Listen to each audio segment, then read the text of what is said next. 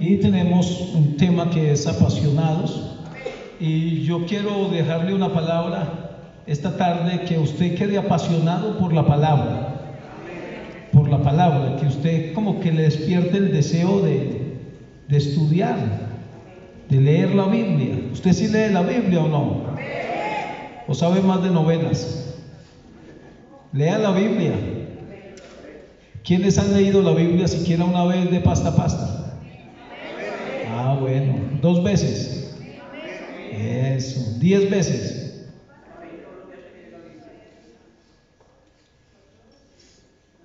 Hay que leer toda la Biblia, léala toda. Cuando usted haya leído la Biblia siquiera unas 20 veces de pasta a pasta, se dará cuenta de que no sabe nada, y lo va a animar mucho a leer. Gloria al nombre del Señor. Bueno, un saludo para la directiva de jóvenes. Les agradezco la invitación, les agradezco la paciencia. A todos un saludo a los músicos, al señor Pipe, que una ex oveja. Qué alegría poderlo ver aquí en esta tarde, una vez más compartiendo juntos. Qué bendición tan grande. Allí sentados vamos a leer un texto de la palabra del Señor. Está en Hebreos, el capítulo 1, el verso 5, o mejor, leamos 3 versos. Capítulo 1, desde el verso 5 hasta el verso 7.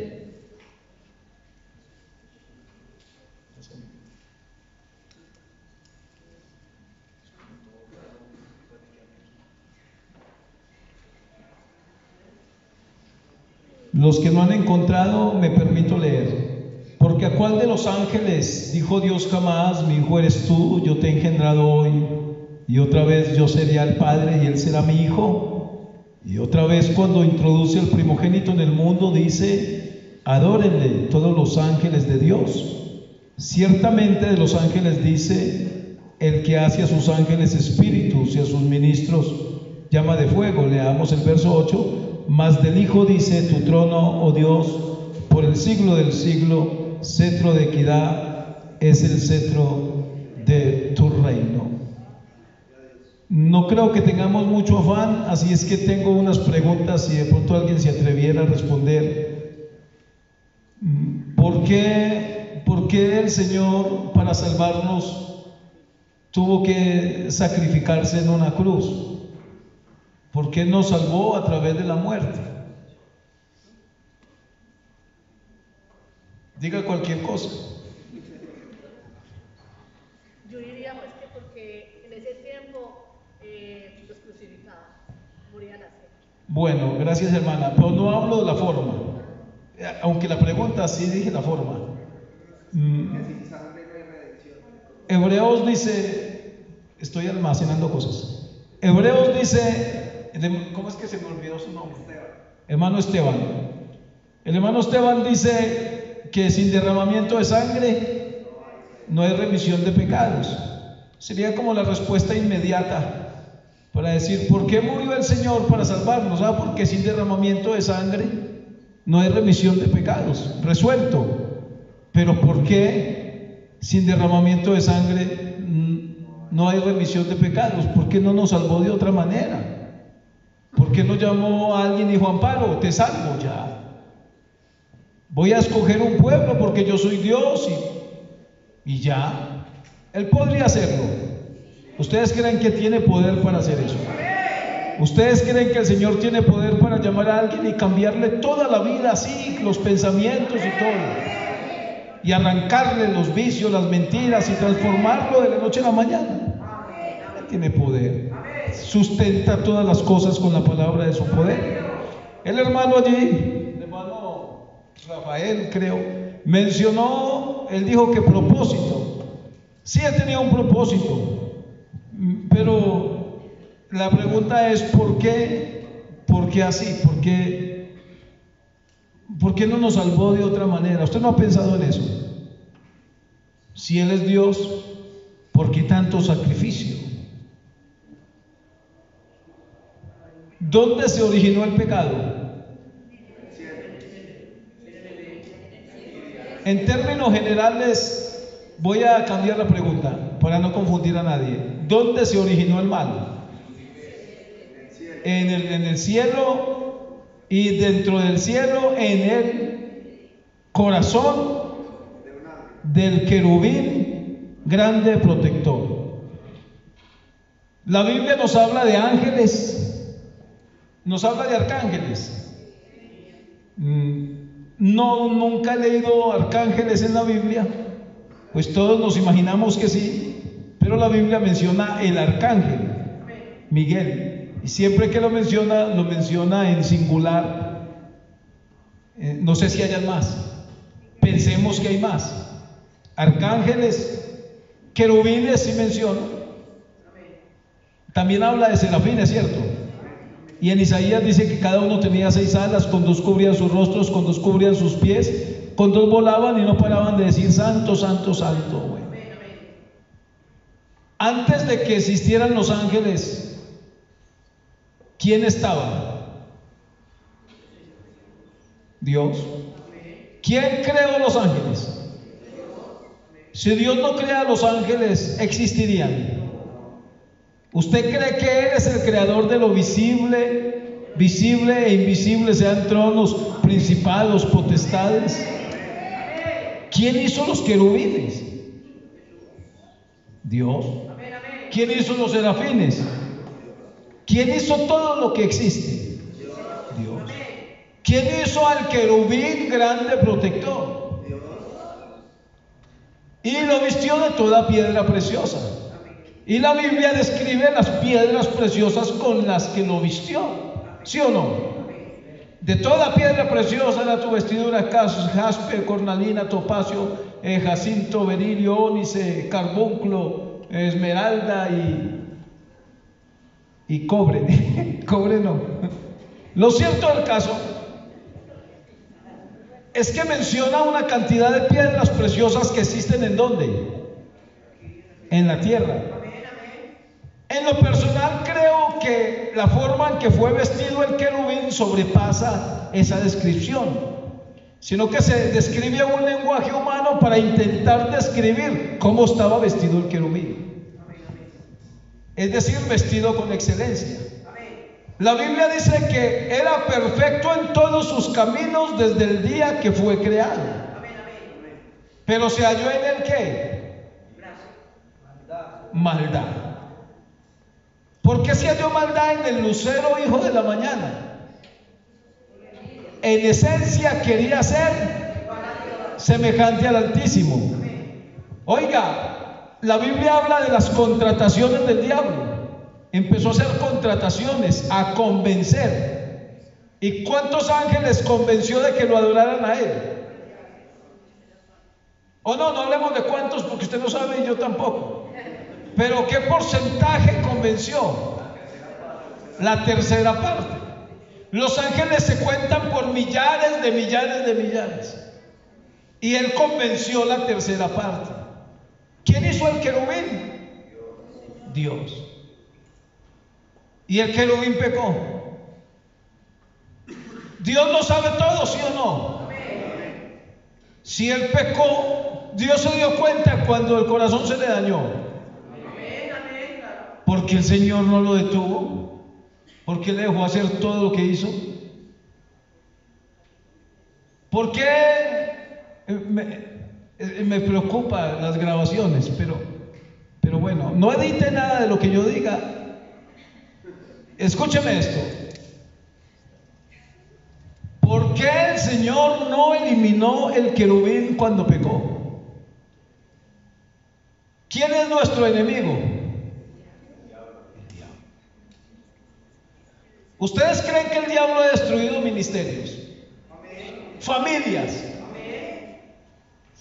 Horrible. Amén. Cosas horribles. Y mire cómo está el mundo. Amén.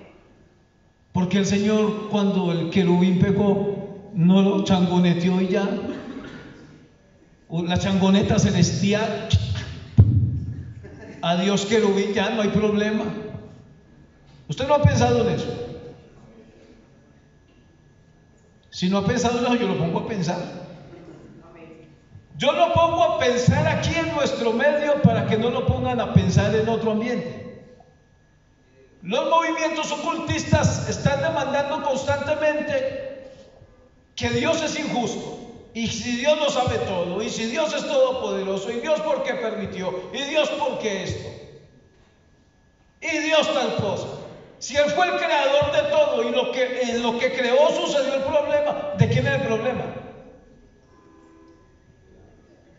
Escúchame el lenguaje que le estoy hablando. Si no hay nada y Él lo crea y en lo que crea resulta el problema, ¿de quién es el problema?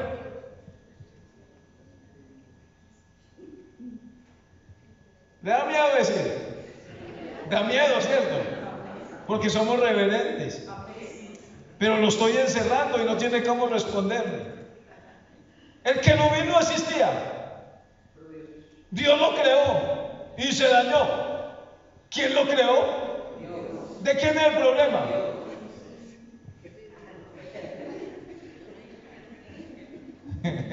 Oiga, que el Señor nos ayude. Que nos metimos aquí en un problema teológico grave. Por eso usted no puede estar saliendo y entrando. Tiene que escuchar. Ahora vamos a dibujar la escena. ¿Por qué el querubín pudo hacer el mal? Lógicamente, porque todo lo que Dios creó, lo creó para que lo adore a Él. Y si los ángeles, los seres angelicales no pudieran hacer el mal, no serían adoradores. Por eso cuando el hombre peca dice, ahora el hombre es como uno de nosotros, conociendo el bien y el mal. Ellos conocían el bien y el mal. Para poder ser adorador, tenían que tener la libertad de hacerlo o no. Porque el Señor quiere ser adorado. El Señor no quiere gente que camine porque hay que estarlo llamando, porque hay que estarlo empujando, porque hay que estarle llevando serenata. Le gusta a la gente que voluntariamente camina. Eso es adoración. Adoración. A mí personalmente no me gusta formar gente que yo tenga que estar detrás de ellos. Porque yo digo, el día que me trasladan viene otro y no va a caminar. Y cuando llego a una congregación yo digo, si aquí hay algún hermano que está caminando porque el pastor está detrás, le va a tocar que empiece a caminar porque yo no voy a estar detrás. Yo le voy a enseñar la palabra. ¿Usted qué prefiere? ¿Que yo le enseñe la palabra o que lo esté llamando a decirle que me hace mucha falta? No, tan lindo, te extrañamos. Eres un almuerzo en el culto. Ay, tan lindo el pastor, las cosas que me dijo, voy a ir al culto. Tienen la libertad los seres angelicales de decidir si adoraban o no. Eso los hacía adoradores. Ahora, ¿tenían alguna debilidad? No. Poderosos en fortaleza que ejecutan la palabra. No tenían por qué haber pecado. No tenían por qué haber pecado. Pero vamos a presentar el caso hipotético. El querubín se dañó, se corrompió y empezó a repartir volantes y todo, y por allá en una nube colgó, unidos a mí. Yo les doy nueva casa, sí, el sindicato de trabajadores despechados. Entonces Dios lo llamó y le dijo, viejo, te tengo analizado. Lo paró allá, lo puso en el paredón, frente a la creación, como sea la creación espiritual, sacó la changoneta y ¡pah!, le voló la cabeza al querubín. Digamos que lo hizo. ¿Quién está viendo lo que hizo Dios? ¿En qué se convierte la adoración? En miedo. La adoración se convierte en miedo. Los ángeles ya no adoran a Dios porque es digno de ser adorado, sino que lo adoran porque el que no lo adore se convierte en miedo. No se olvide que estoy presentando un caso ¿qué? Hipotético, que lo encerró frente a todos. Lo encerró, el cochino lo dejó en una prisión eternamente. ¿Quiénes están viendo? Si apodera de la adoración se convierte en un miedo, es ser encerrado. O sea que ¿quién es el culpable?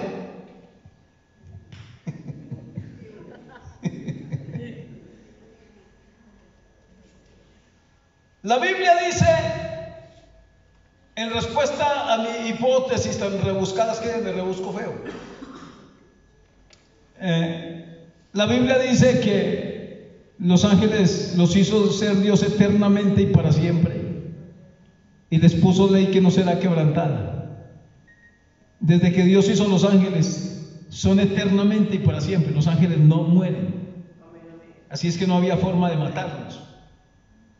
Y si utilizamos los atributos de Dios para decir que sí lo pudo haber hecho, iba en contra de lo que Él mismo estableció, y Él no miente. Los hizo ser eternamente y para siempre. Hablando de los hijos de Dios, dice que en la resurrección serán semejantes a los ángeles, pues no pueden ya más morir. Los ángeles no mueren. Pero hay un pecado, hay una transgresión, hay un delito, y alguien tiene que pagarlo, porque se contaminaron los cielos, se contaminó la creación. La vida del querubín no iba a satisfacer la demanda de Dios.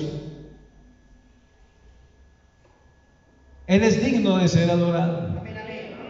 Entonces Dios le va a hacer un juicio al querubín, y el juicio tiene que ser legal, porque hay testigos, y Dios le va a hacer un juicio al querubín para poderlo juzgar delante de la creación, y que los testigos en el reconocimiento exalten al Creador por el juicio que ejecutó.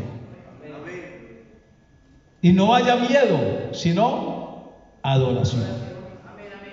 Hasta ahí me siguen. Si alguno tiene sueño, no tengo la culpa. ¿Para qué trasnoche? Dios hizo al hombre del polvo de la tierra, lo hizo desnudo. Mientras que el querubín fue vestido de toda piedra preciosa, Adán estaba desnudo en el huerto. Adán era inmortal, era mortal, Adán era eterno. ¿Cómo era Adán?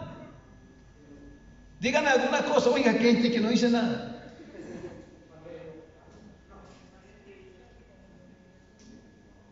¿Adán era mortal o inmortal? Un mortal, tenía que comer. Dios puso a Adán en medio de un huerto, y en el huerto hay frutos para que se alimente, pero también en medio del huerto hay dos árboles o dos frutos diferentes a los demás. Uno es el árbol de la vida, y otro es el árbol de la ciencia del bien y del mal. El árbol de la vida, al comer, Adán lo mantiene como vivo. O sea que mientras Adán, esta plataforma aquí es el huerto, y aquí en la mitad está el árbol de la vida y el árbol de la ciencia del bien y del mal. Mientras yo esté dentro del huerto, yo puedo comer del árbol de la vida, o sea que no voy a morir nunca. Pero Dios me dice que el día que coma del árbol de la ciencia del bien y del mal, ese día me muero. ¿Y quién resultó metido en el huerto? Aparte de Adán y Eva. ¿Tenían suegra? No. Adán le decía a Eva: es que no hay otra como tú en todo el mundo. Era verdad. Yo lo vi charlando con otra. No. Su mamá se está metiendo mucho. No. ¿Quién ha vivido mejor que Adán y Eva? No estaban preocupados por la ropa ni nada. Mientras estén dentro del huerto. ¿Y quién resulta dentro del huerto ahí también? La serpiente. ¿Qué hace la serpiente ahí? ¿Qué hace el diablo en el huerto?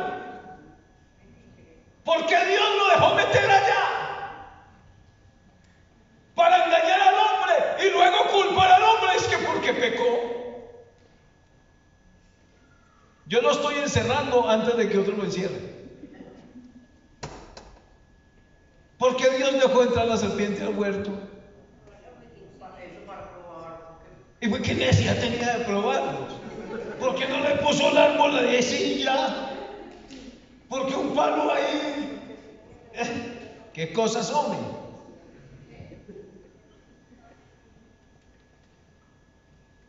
¿Usted no ha pensado eso? El hombre fue hecho a la imagen de ¿quién?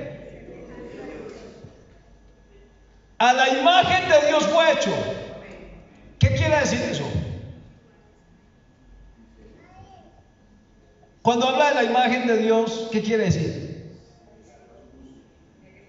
¿Que es una imagen literal o es una especie de figura?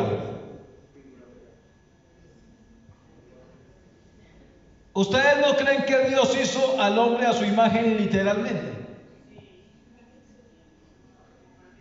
Dios tiene imagen.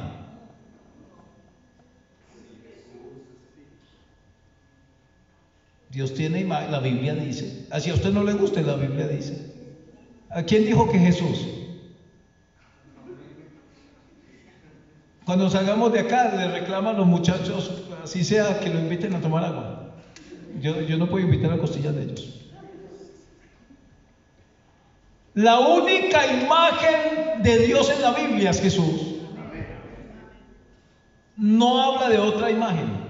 Colosenses 1:15 dice: Él es la imagen del Dios invisible, el primogénito de toda la creación.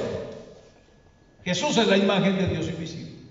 Hebreos 1:3: el cual siendo el resplandor de su gloria y ¿qué? Y la imagen misma de su sustancia.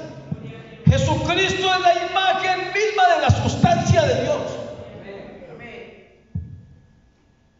Segunda Corintios 4:4: el Dios de este siglo, con D minúscula, cegó el entendimiento de los incrédulos para que no les resplandezca la luz del Evangelio de la gloria de Cristo, el cual es la imagen de Dios. Jesucristo dijo ser la imagen de Dios. ¿Sí o no? Literalmente no lo dijo. Él no dijo yo soy la imagen de Dios, pero lo dijo. Muéstranos al Padre y nos basta. Muéstranos la imagen de Dios. ¿Y qué dijo Jesús?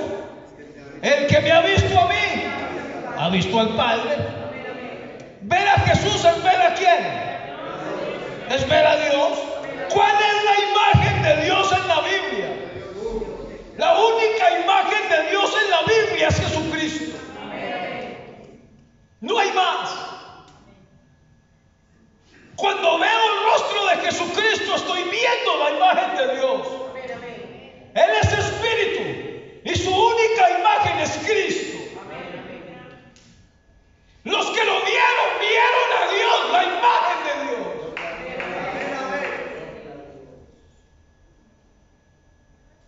Adán fue hecho a la imagen de Dios. Y si la imagen de Dios es Cristo, Adán fue hecho a la imagen de quién. Ese es como temor, ¿cierto? ¿Quién es primero? Hablemos literalmente hablando en la tierra. ¿Quién es primero parado aquí en la tierra? ¿Adán o Jesús? Adán. Adán es primero que Jesús. ¿O qué dice la Biblia? Primer hombre, alma viviente. O primer Adán, alma viviente. Postrer Adán, espíritu vivificante. Aquí en la tierra es primero Adán que Jesús. Pero en la mente de Dios, ¿quién es primero? ¿Jesús o Adán? ¿En qué momento fue inmolado el cordero?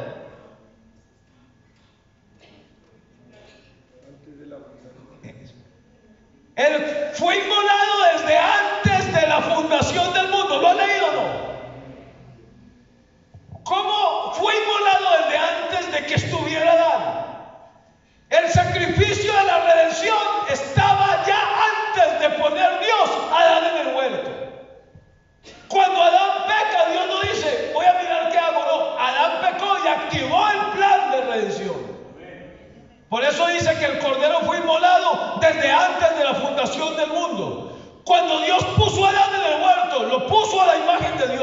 La imagen de Dios es Cristo. Cuando la serpiente engaña a Eva y por ende Adán, está haciendo caer al hombre que es la imagen de Cristo. O sea que la ofensa fue transferida a la imagen de Dios que es Cristo. Lo que no sabía la serpiente es que cuando estaba haciendo caer a Adán, estaba ofendiendo una vez más a Dios. Pero no se olvide que Dios le está haciendo a Adán, a la serpiente, un juicio legal. Cuando Adán peca, Adán murió de una. Pero ¿qué le dijo Dios? El día que comas, ciertamente morirás. Primero comió Eva del fruto que se le dijo que no. Y a Eva no sintió nada, ni sintió vergüenza, ni nada. ¿Por qué? Porque ella no era la cabeza federal. Cuando le dio de comer a Adán, y Adán come, Adán entonces se dan cuenta que están desnudos. Pero Adán no queda muerto. Pero Dios le había dicho que se moría. Entonces viene el predicador y dice: no, es que el Señor tuvo misericordia. Que no, Señor, lo que Dios le dijo se lo cumplió. ¿Cómo le ejecutó la sentencia a Dios a Adán? ¿Cómo? Sacándolo del huerto. Si yo estoy aquí en el huerto, estoy comiendo del árbol de la vida, que es el que mantiene vivo, y como de lo que me dijo que no comiera, ¿cómo me hace Dios la sentencia? Me sacó del huerto. Y si yo estoy fuera del huerto, no puedo comer de qué. O sea que un día me voy a tener que qué. O sea que a Adán le tocó afiliarse a la funeraria desde ese momento. Como yo soy Adán y yo estoy aquí en el huerto y yo como del árbol de la vida, si Dios me saca, ¿yo qué voy a querer hacer otra vez? Volver a comer. Dios lo sabía. Pero ¿qué dice Dios? Ahora el hombre es como uno de nosotros, sabiendo el bien y el mal. No sea que alargue su mano y coma del árbol de la vida y viva para siempre. ¿Se imagina donde Adán siga viviendo para siempre después de haber comido el árbol de la vida? Viviría para siempre siendo un pecador. Y Dios no quiere que el hombre viva para siempre siendo un pecador. Lo expulsó del huerto para salvarlo. Cuando Adán es expulsado del huerto, Dios dice: y este vuelve, y él vuelve. Él tiene que volver a comer del árbol de la vida. Hay quienes espiritualizan el árbol de la vida y el árbol de la ciencia del bien y el mal, pero no se puede hacer. En la interpretación de eso no se puede hacer. Porque el huerto es literal, los frutos son literales. Ellos tienen un cuerpo y le van a meter dos árboles metafóricos o alegóricos ahí. No se puede. Entonces, como Adán va a querer comer del árbol de la vida, ¿qué hizo Dios para que él no volviera? Puso espadas que se revolvían. Si Adán va a comer, le mocha la mano. Y puso querubines a guardar y una espada que se revolvía. Así es que Adán, cuando quería volver al huerto, veía la espada así. Y cuando empezó a salir una arruga a Eva, le decía: mi hijo, oye, tráigame un pedacito. Ahora viene la humanidad. Vienen los hijos de Adán y Eva. ¿Cuál fue el hijo mayor? No, Caín y Abel. Pues siempre se menciona a Caín primero. Caín y Abel. Después de que son expulsados del huerto, ¿quién más ha podido comer del árbol de la vida? Nadie. O sea que desde eso la gente le pasa que se tiene que morir. En Adán fuimos expulsados todos del árbol de la vida. Y por eso por Adán morimos todos. Ustedes ya conocen lo que le sucedió a Caín y a Abel. Y cuando Caín Dios no acepta la ofrenda de Caín y Dios le reclama, Caín le cae su semblante. Dios le dice a Caín, escuche lo que Dios le dice a Caín, y no se olvide que hay un juicio. Y el querubín está demostrando que nadie puede ser fiel a Dios. ¿A quién se lo está demostrando? A los ángeles, a la creación y al mismo Dios. A usted nadie le puede ser fiel. Caín es advertido por Dios y le dice: el mal está a la puerta, te está esperando, como una sierva agazapada. Como una fiera, una fiera agazapada, es lo que quiere dar a entender el texto. El mal te está esperando, pero si tú quieres te enseñorearás de él. Dios le advirtió a Caín porque Satanás estaba reclamando a Caín, que era el primogénito de Adán y Eva. ¿Y cómo ellos fueron expulsados? Satanás lo está reclamando. Pero cuando ellos fueron expulsados, Dios les dijo que iban a tener enemistad, la simiente de la mujer y la simiente de la serpiente. De la palabra simiente viene la palabra semen, la palabra semilla. ¿Cómo puede el querubín tener una simiente? ¿Cómo puede tener una semilla? Entonces, cuando Caín desobedece a Dios y sale y mata a su hermano, el diablo se apodera de Caín. Y por eso la Biblia dice que Caín era ¿de quién? Del maligno. Caín vino a ser del maligno porque mató a su hermano. Ahora Satanás puede decir que tiene una descendencia, y esa descendencia va a tener enemistad con la descendencia de la mujer. Y es una guerra literalmente física y espiritual. Cuando Caín peca, Dios le pone una marca. Si usted lee la Biblia se da cuenta qué marca es, pero no le voy a decir para no chicharronearme. Pero está ahí. Blanco es, gallina lo pone, frito se come. Ahí está. Cualquiera que lea 100 veces ahí lo encuentra.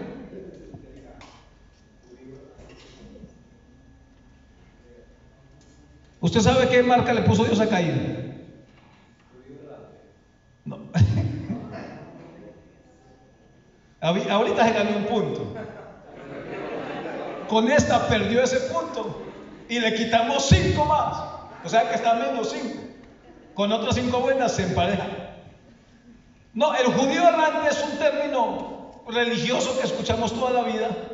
Pero no es que los judíos vinieron, imagínense, ya en las tribus de Israel. Él no podía ser un judío porque los judíos no existían. Entonces por eso el judío errante es gracioso. Pero bien. Escúchame esto. Dios le puso una marca a Caín para que cualquiera que lo viera no lo matara. Al leer la Biblia se comprende que Dios hizo a Caín un gigante. Lea la Biblia y verá. Sino que me tocaría que explicarle otro tema que es profundo, que es los hijos de los hombres. La Biblia habla de los hijos de Dios y habla de los hijos de los hombres. Y Dios miró desde el cielo sobre los hijos de los hombres. No hay ningún entendido que busque a Dios. Hijos de los hombres, ¿hasta cuándo volveré en mi honra en infamia? Amaré la vanidad y la mentira. A los que creen en su nombre les dio potestad de ser hechos hijos de Dios. Estudie el tema a usted que le gusta estudiar tanto. Lo cierto es que por la línea de Caín se desprende una genética que es la genética de los hijos de los hombres. Digamos que yo no le dije que era el gigantismo, que no lo dije, pero sí se desprende la línea de los hijos de los hombres. ¿Por la línea de quién? De Caín. Y Dios, en lugar del hijo que perdió, le dio un hijo a Eva. ¿Cómo se llamó? Seth. Y por la línea de Seth vienen los hijos de quién? De Dios. Y cuando usted lee la genealogía de Jesucristo, dice hijo de Seth, hijo de Adán, hijo de Dios. Por la línea de Seth viene la genealogía de los hijos de Dios. La descendencia de Seth, de esa descendencia empezaron a multiplicarse, y empezaron a multiplicarse la descendencia de los hijos de los hombres. Vieron los hijos de Dios, los descendientes de Seth, que las hijas de los hombres eran hermosas, las descendientes de Caín, y dicen, ya había gigantes en la tierra, ¿de dónde iban a salir? ¿Y por qué los menciona? Aconteció que cuando comenzaron los hombres a multiplicarse sobre la faz de la tierra, que viendo los hijos de Dios, los descendientes de Seth, que las hijas de los hombres eran hermosas, las descendientes de Caín. Ya había gigantes en la tierra en aquellos días. ¿De dónde iban a salir? Ahí está. Y dijeron los descendientes de Seth: ay, mamitas tan lindas. Y empezaron a pedirle: ay, deme su contacto, yo la llamo, y a mandar mensajes de WhatsApp y a mezclarse. Y cuando empezaron a mezclarse, oiga, yo no creo que aquí ninguno crea que los ángeles se acostaron con mujeres. ¿O sí? A ver, levante la mano un atrevido. Pues cuando digo atrevido es que usted cree eso. Ay, tan atrevida. Listo. ¿Explicamos eso o qué? Si tocó, porque ya me metí en el chicharrón. Vea, primero dejen de estar leyendo tanta cosa antibíblica. Los ángeles no tienen sexo. Una vez estaba hablando con alguien y me dijo que los ángeles se habían acostado con mujeres, y entonces yo, atrevido también, le dije: ¿y usted cómo sabe que usted no es el resultado de la relación sexual de un ángel y su mamá? Claro, porque si lo hicieron en ese tiempo, ¿qué les impide hacerlo hoy? Entonces me dijeron: escuche esto, la respuesta es que no, que es que los ángeles que hicieron eso, Dios los encerró en prisiones de oscuridad, que porque no guardaron su dignidad. O sea que según esa interpretación, hay ángeles más malos que el diablo. Oiga, más malos que el mismo diablo. Los ángeles no tienen sexo. Los ángeles son espíritus. Los ángeles no tienen relaciones sexuales. Los ángeles no se pueden acostar con un ser humano. Yo le agradezco que haya levantado la mano. Me gustaría pegarle la mano, pero no. Pero aparte de la hermana, ¿quién más piensa así? Sea valiente. Usted también. ¿Quién más? Solamente hay dos valientes, porque hay más que piensan así. ¿Quién más? Listo. Entonces volvamos a la Biblia. Viendo los hijos de Dios, los descendientes de ¿qué? De Seth, que las hijas de los hombres eran ¿qué? Hermosas. ¿Los descendientes de quién? De Caín. Dice: no contenderá mi espíritu con el hombre para siempre, porque esa mezcla a Dios no le gustó.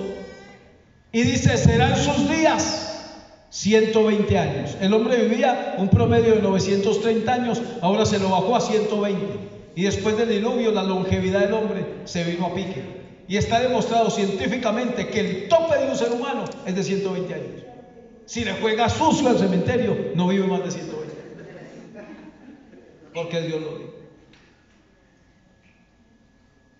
Así entonces, hay un hombre justo en sus generaciones. ¿Por qué era justo en sus generaciones? Porque la mujer de Noé, ¿cómo se llamaba la mujer de Noé? Noelia. Noelia era también descendiente de Seth.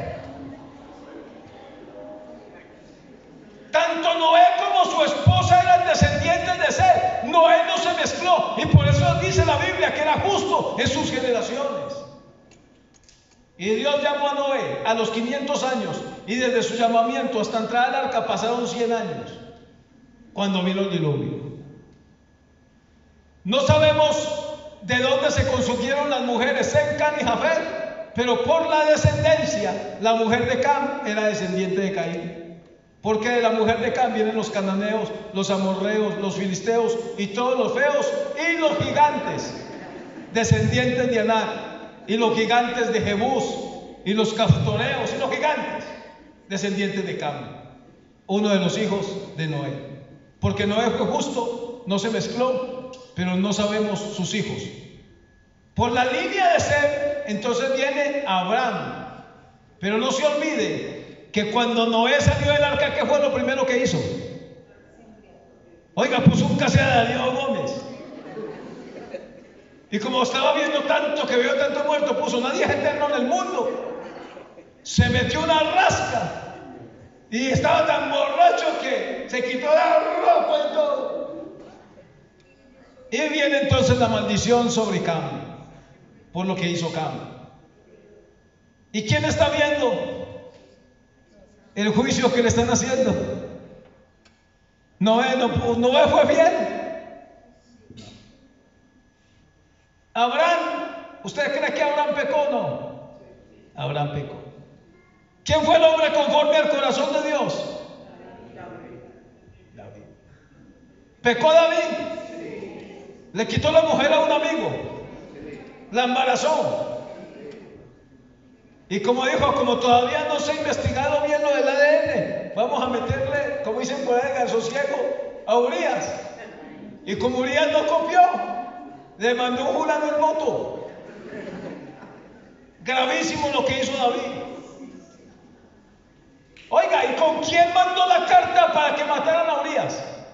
¿Con quién la mandó? La mandó con Urias.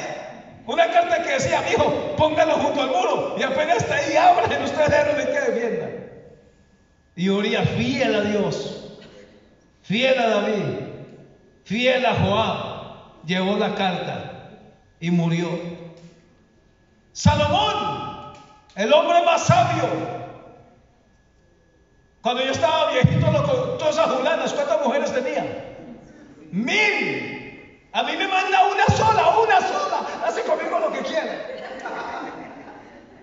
Yo hablo duro y todo, pero fuera de la casa. En la casa, y una madrecita ahí, sí, mi amor, no, mi amor.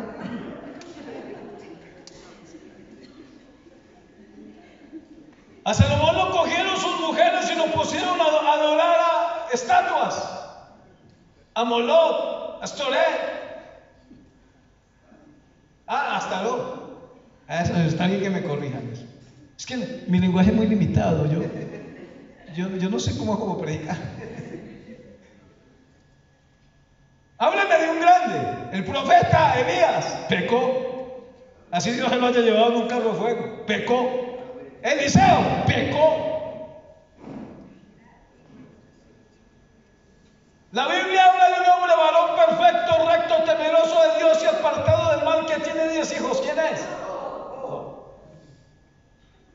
¿Qué dice Satanás? ¿Por qué Satanás lo reclama? ¿Por qué? ¿Por qué Satanás se atreve a reclamar hacia Job? Le voy a decir por qué. Porque en el huerto Adán le entregó todo a Satanás. Y Satanás dice que los reinos del mundo son de él. Por eso Satanás es tan atrevido y se atreve a hacer lo que hizo con Job. ¿Usted ve a Satanás haciendo descender fuego del cielo en Job? Sí. ¿Usted lo ve soplando un viento en la casa de los hijos de Job y matando? Sí. ¿Usted lo ve haciendo daño? Sí. ¿Quién se pudo mantener frente al diablo? ¿Quién se pudo mantener frente a los demonios? Y la creación entera está contemplando que el querubín es un error. Y él está diciendo, adórenme, porque no hay quien pueda hacer bien a un creador injusto que oprime y subyuga a su creación, porque ese es el mensaje del ocultismo. Pero él es tan santo, él es tan grande, tan poderoso, tan sublime, que él lo sabía de antemano. Y ese problema que había sucedido debía satisfacer la santidad de Dios. Y él es tan santo que nada lo puede satisfacer. La muerte de nadie lo puede satisfacer. Si eliminara toda la creación para volverla a ser, su santidad no quedaría satisfecha, porque en su mente santa habría un error, un fracaso. Pero él dijo, yo que hablo, yo mismo estaré presente, yo mismo los voy a salvar, yo voy a salvar a mi pueblo.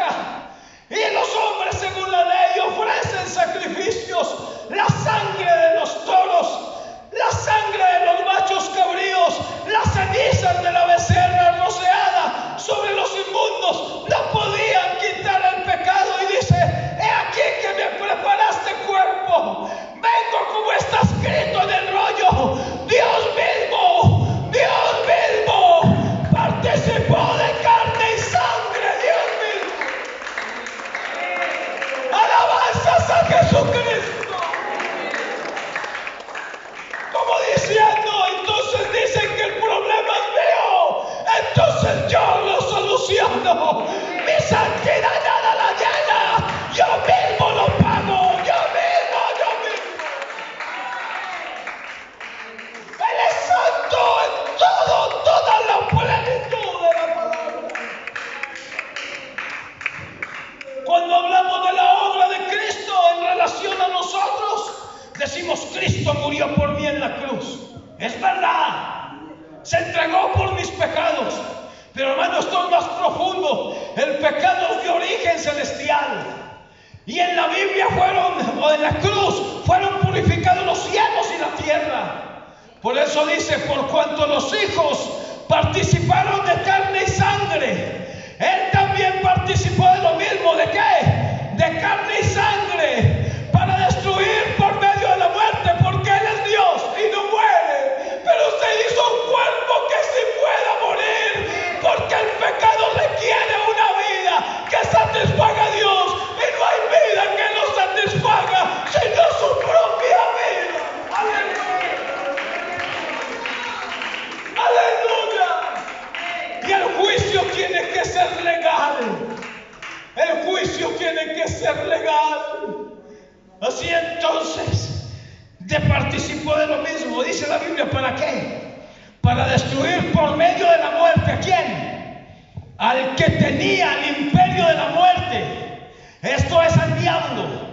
Y librar a todos los que por el temor de la muerte estaban durante toda la vida sujetos a servidumbre. Porque ciertamente no socorrió a los ángeles, sino que socorrió a la descendencia de Abraham, por lo cual debía ser en todo semejante a sus hermanos.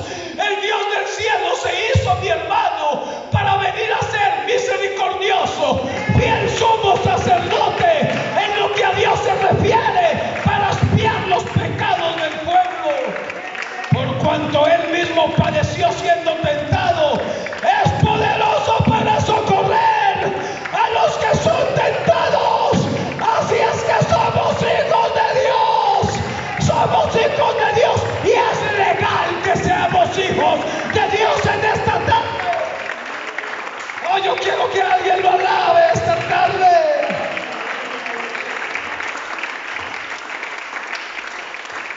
¡Aleluya! ¡Aleluya! ¡Aleluya! ¡Aleluya! ¡Aleluya! ¡Aleluya!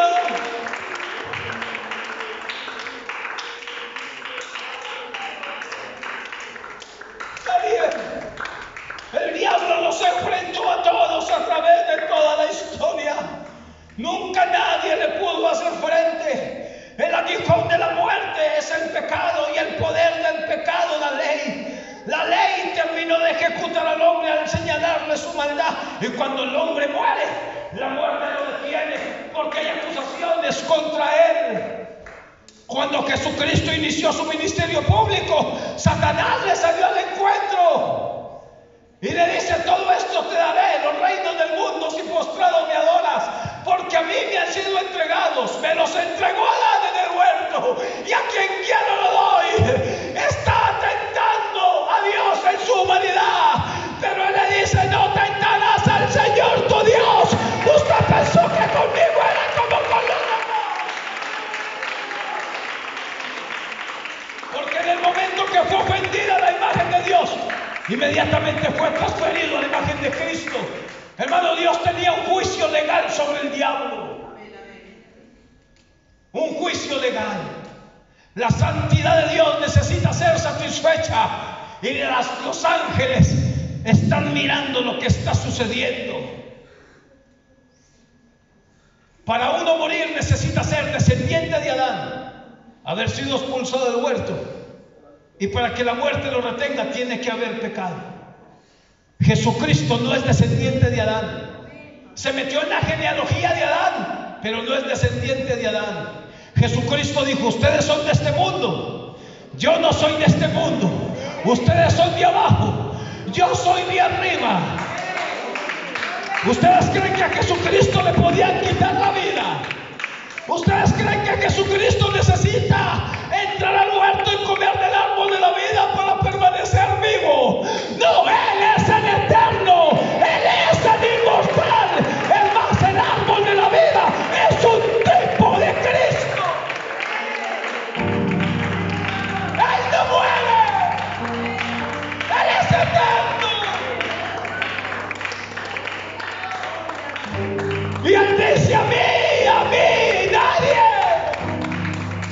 mí nadie me la quita. A mí nadie me quita la vida, sino que yo de mí mismo la pongo. Tengo poder para ponerla y tengo poder para volverla a tomar.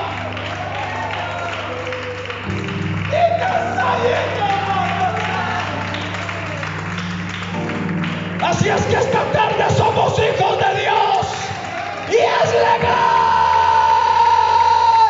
Hay un documento legal.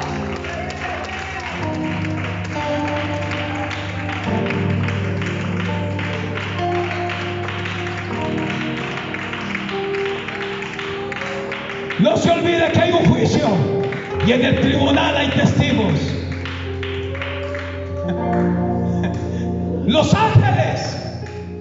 Los ángeles saben que ese que llevaron al pretorio, ellos saben que ese que está ahí es su creador.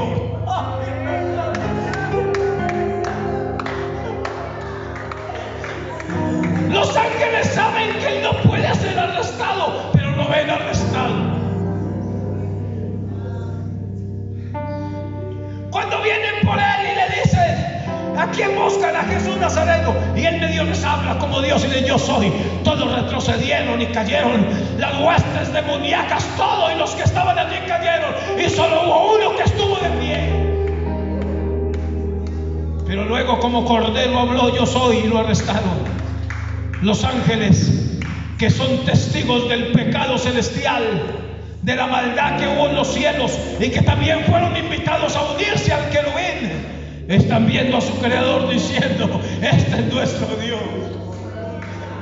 Su Dios se hizo un poco menor que los ángeles, y los ángeles también le dicen: mi Dios, que es tan grande, se hizo más pequeño que nosotros.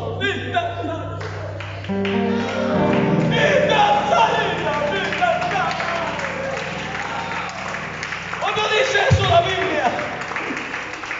Que fue hecho un poco menor que nosotros a causa del padecimiento de la muerte. Ahí está, en el pretorio, todo su cuerpo es convertido en una llaga. Y allí, hermano, la Biblia dice que Miguel es enviado a favor de los hijos de Israel. Hermano, allí está Miguel. Miguel tiene una espada desnuda en su mano. Allí está Gabriel. Allí están los ángeles. Allí están los que han peleado guerras con el Creador. Están esperando que el que está allí diga una palabra.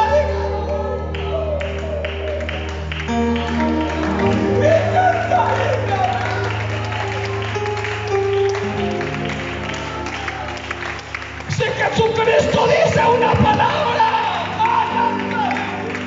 si Él dice una palabra, si Él dice una palabra, pero como cordero fue llevado al matadero.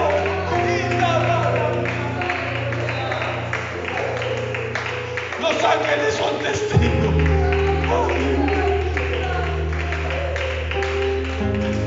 El sol es testigo. El sol cierra sus ojos. La tierra tiembla. La verdad, teológicamente, yo no sé definir qué es la muerte, si es un espíritu, si es una entidad, un estado, pero permítame personificar la muerte. La muerte siempre tuvo a todos los que descendieron al lugar de los muertos, pero cuando descendió Jesucristo al lugar de los muertos,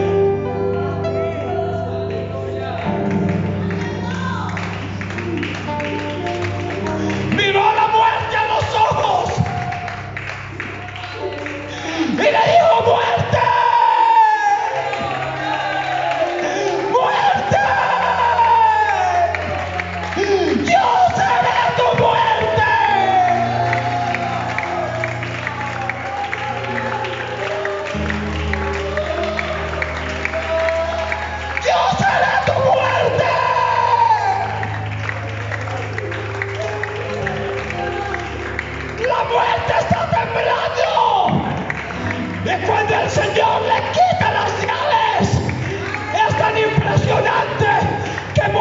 los santos que habían muerto pasaron por el lado de la muerte, le dijeron: quita de ahí, y se levantaron de las tumbas también.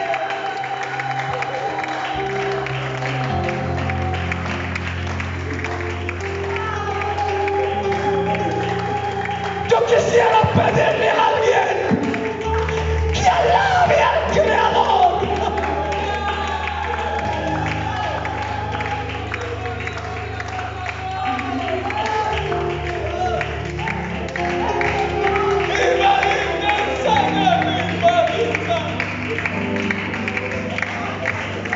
Por eso la Biblia dice del Hijo, dice: tu trono, Dios, centro de equidad, es el centro de tu reino. Yo lo pago. Están diciendo que yo soy el culpable, yo lo arreglo. Los ángeles lo están viendo.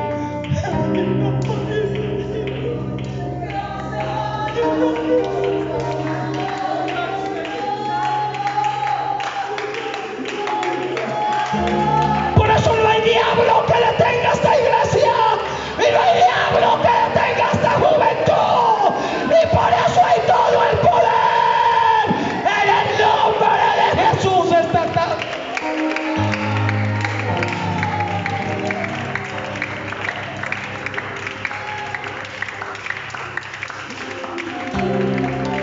Él fue el Cordero, pero él fue el sumo sacerdote.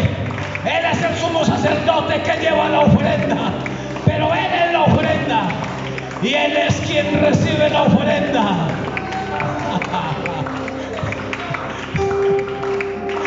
Y por eso cuando asciende dice que se abran las puertas eternas. Ahora abran las puertas eternas, que aquí fuimos testigos de una gran maldad. Que se abran las puertas eternas y entrará al Rey.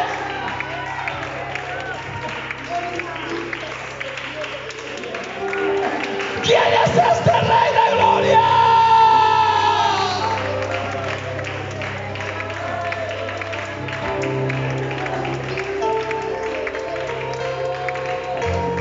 Jehová el fuerte y valiente, Jehová el poderoso en batalla.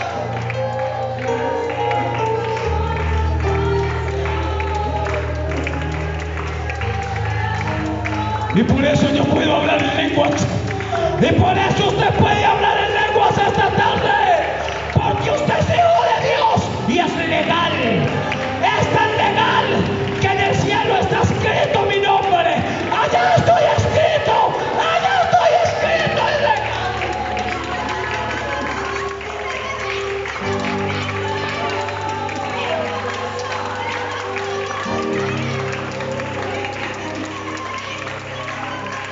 Oiga, algo grande tiene que pasar aquí esta tarde. Algo grande tiene que pasar aquí.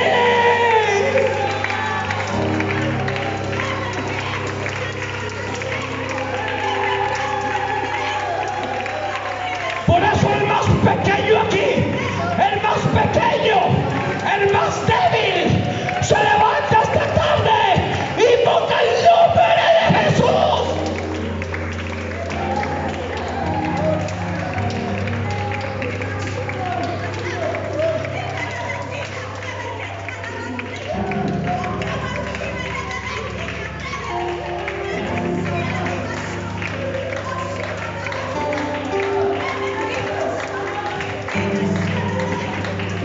Hay un testimonio en los cielos y los ángeles lo están viendo. Los ángeles están viendo a Cristo y lo ven, y lo miran y dicen: santo. Se tapan y lo ven, santo. Se tapan, lo miran y lo ven más santo.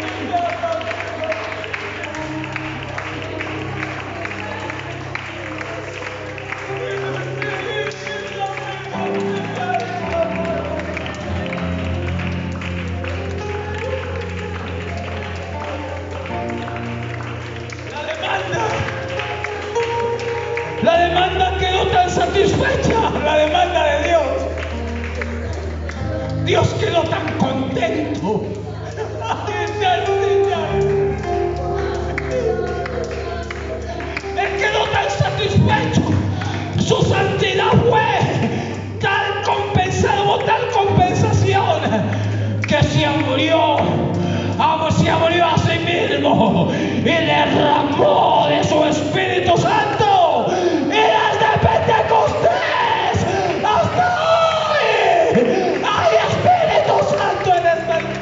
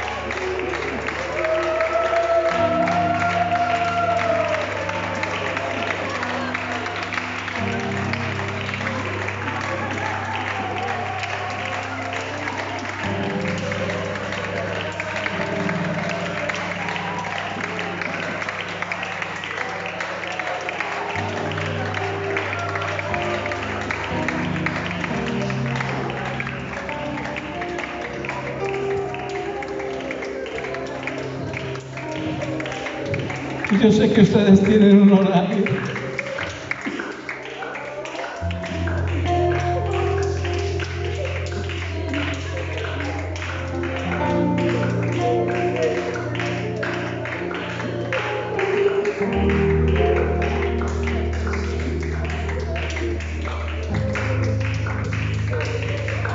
Qué bueno que le hiciéramos un momentico aquí juntos, ¿les gustaría?